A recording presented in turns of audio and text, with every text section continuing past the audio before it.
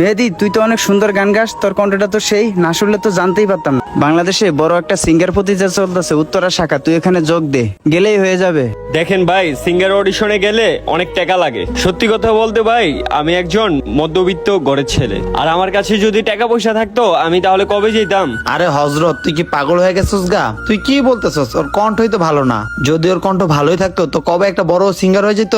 কই হলো না তো। দেখেন ভাই, উল্টাপাল্টা কথা বলবেন না, বুঝতে পারছেন? আপনি যেভাবে বলতেছেন আপনি মনে হয় একটা বড় সিঙ্গার। ঠিক আছে মেয়েদা, আমি সিঙ্গার না, কিন্তু আমি সব বুঝি। সব মেধা আছে আমার মাথায়, বুঝছ? ও এই কথা, তাহলে পারলে একটা গান শোনান তো আমাদের এখানে। গান গাও, নয়ন একটা গান গাও। কি গান গামু? আমার প্রয়োজন নাই তোদের এখানে প্রমাণ দেওয়া। আর ভাই দেবে, গান গাইলে হয় না, এই গানের জগতে অনেক কিছুই আছে। তোরা মনে হয় এটা ভুলে গেছিস, তাই না? আর তোরা মনে হয় জানোস না, এই গানের জগতে অনেক কিছুই আছে, স্যাড সং, রোমান্টিক এবং গজল ইত্যাদি। কি ব্যাপার নয়ন, তুমি গজলও শোনো? কি গজল শুনি নাই মানে? ওই যে তোর ওই গজলটা শুনোস নাই, এক